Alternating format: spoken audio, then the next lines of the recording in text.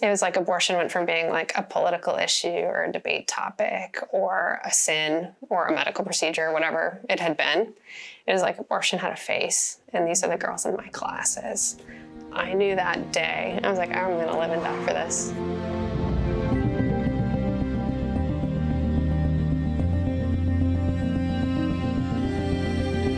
Sister Bethany Madonna of the Precious Blood, thank you so much for coming to our Life Awards Gala so we can honor you and the Sisters of Life. Yeah. You are such an inspiration to millions and to me. Oh, thank you, Lila. We feel the same way. We feel united to you in some ways. So, yeah. Well, I count on your prayers. Definitely. And your prayers for the whole pro-life movement and for the unborn and their mothers. And your prayers, I think, have done incredible good.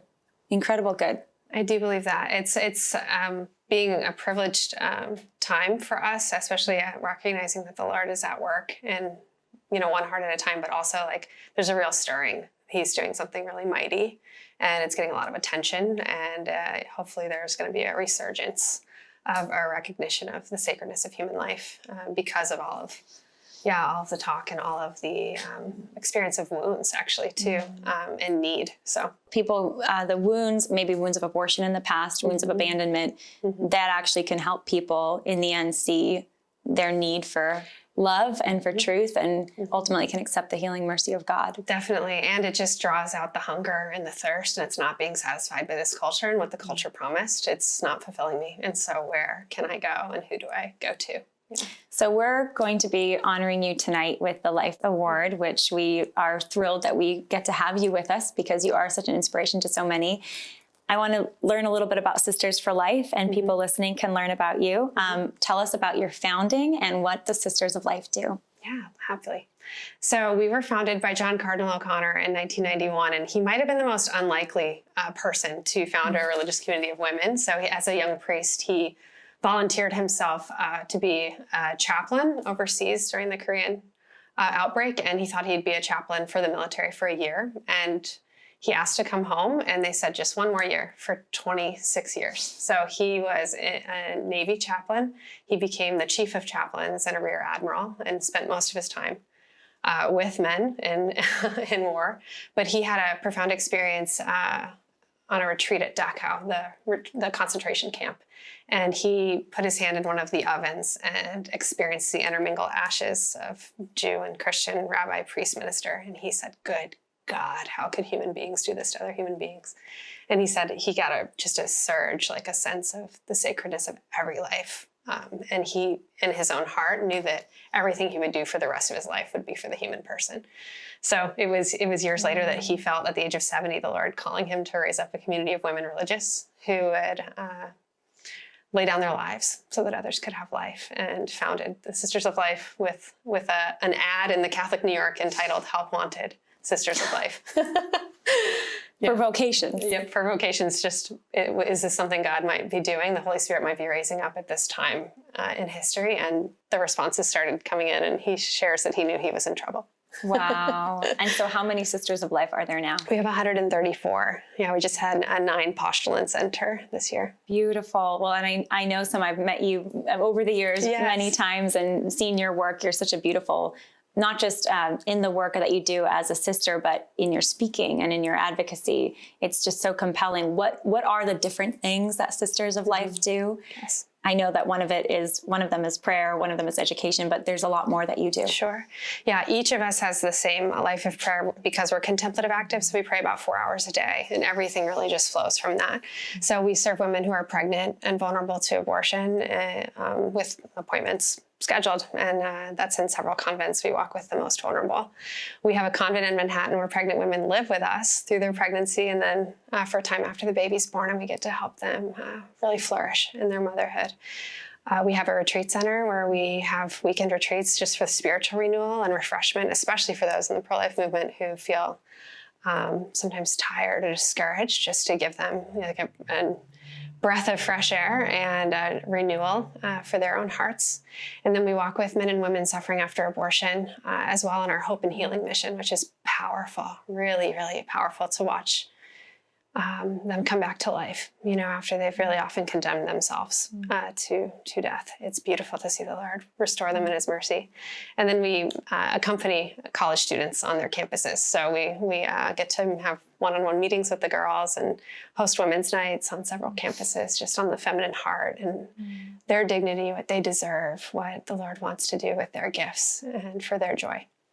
A lot of people listening have seen nuns or sisters before, there's everyone, it's beautiful. You see a habit and you're like, I know this is a religious, but a lot of people I think maybe don't know what that exactly means. Oh, sure. To be a religious, to be as you are a sister. Can you explain that?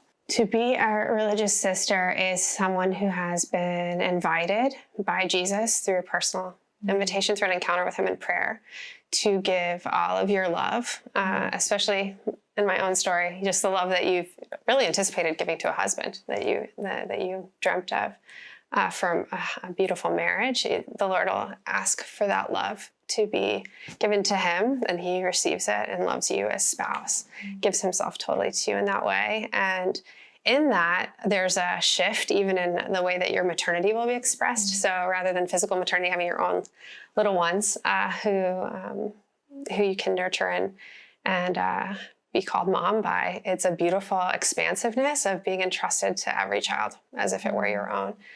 And there's a beautiful spiritual maternity where we get to live a love for anyone the Lord brings before us. Yeah. And you do that in your work daily in New York. You're in Arizona, working with mothers and little ones to help them love and be and flourish. Yes. And be cherished. Yeah, there are a lot of pressures. There's a lot of temptation. There are a lot of lies. And so the women who get snagged and ensnared in those elements of the culture, it's so beautiful to see them reach out for this glimmer of hope. Please tell me something different. Please tell me the truth. Please tell me that you see something in me, some capacity. And so to be able to delight in them and just revel in their goodness, their courage, the heroic response of their heart desiring more than really the failure that abortion is, which is encouraging women too to let something go, let something so innate to them not find its expression. It's such a gift to be able to allow her to be seen and believed in and to come around her with support. We have men and women called our coworkers who help us support the women in droves. And it's like the Lord raises up a family for her at a time when sometimes her own family can't be a support. How did you become a sister of life, Sister Bethany? Yeah. It was definitely, I always thought I'd be married and have a huge family and name all my kids after saints and Peter, James, John, Paul, Thomas, Philip, Bartholomew, Linus. But I had a very profound experience outside of an abortion clinic as a college student. And I had a friend who, she's really living a radical life. And she had consecrated herself to Our Lady, and I had never heard of anyone doing that. And she just had a massive conversion and was on fire. And she kind of brought me along with her. And she was like, want to pray with me at the abortion clinic? And I was like, no, the last thing I want is to be arrested and ruin my future, And she's like, it's the rosary. I was like, I can pray the rosary, okay, so back off. Will they arrest me for the rosary under this administration? I do believe that, Lila. I do believe that. It's bad news today. Anyone, yeah. And I was fearful of that. But we were out there praying the rosary, and I will never forget that morning as long as I live, watching the girls outside. And it was like abortion went from being like a political issue or a debate topic or a sin or a medical procedure, whatever it had been. It was like abortion had a face, and these are the girls in my classes and my sisters, and I knew that day. I was like, I'm going to live and die for this. And I don't know how, but yeah, that day changed everything. How did it go from that day where you knew I have to fight for life to now I'm a sister for life? Because you can fight for life in different states of life. Yes. Well, I was like, I'll get married. I'll go to law school. I'll become a Supreme Court justice. And then Amy Coney Barrett. And then Amy Coney Barrett. God already called her to that years later. that was the dream. But it wasn't enough. I could tell it was not enough, and that there was something more that the Lord was asking. And so, yeah, I remember being with the Sisters of Life on a come and see. And I was like, I can imagine being totally yours, Lord, and that you would love me perfectly, but I cannot imagine not being a mother. I really can't. And I was holding a little girl at the Christmas party that the sisters host for all the women they've ever served. And it's just the most joyous occasion. But as I was holding this beautiful little girl, the Lord whispered to me in my heart, she wouldn't be here. And I just had a moment, a really profound moment of like, had these sisters not welcomed her mom, this child wouldn't be here. And I like broke down sobbing and was like holding her. And one of my sisters was like, are you okay? I was like, I'm fine. What would make you think I'm not okay? But it was so beautiful to know that spiritual maternity is real and so far beyond something I could have dreamt of or imagined, And there's a physicalness, a very real, Yes. necessary, practical physicality to what you Sisters of Life are doing, because it is spiritual, profoundly, beautifully spiritual and emotional, but it's physical because you are enabling, by coming physically alongside these mothers and their babies, enabling the choice for life, empowering the choice for life. Definitely. And I remember even when I was a postulant, I was like, do we get to hold the babies? I remember asking, and the sister was like, yeah, we do. She's like, but we hold the moms. And I also was very struck by the fact that you really want to uphold, in a culture that doesn't uphold them, uphold the woman herself and uphold maternity and uphold the good of marriage and hold it out to them so that they don't settle, like to dream and to not lower your standard, because it doesn't seem possible, because chastity isn't being put before people, or the culture's in a free-for-all right now that's hurting a lot of hearts.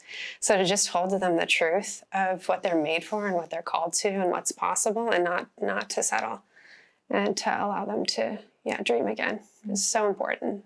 What does the future of Sisters for Life look like? Yeah. Oh, God only knows that. God, please, will continue to receive vocations. Many women will feel the Lord inviting them to join. And I'm sure he'll send us wherever the need is greatest. And I know right now in Phoenix, we're learning Spanish. So just to be able to really expand our reach to the Latino population and be able to go beyond those who are outside of this nation and go to new places, go to the ends of the world. So we'll see what the Lord does and what he inspires, but we're very open to responding to the needs of the day. Well, I'm excited to watch what the Lord continues to do through you particularly, and through the Sisters of Life. Thank you so much. Thank you, Lila.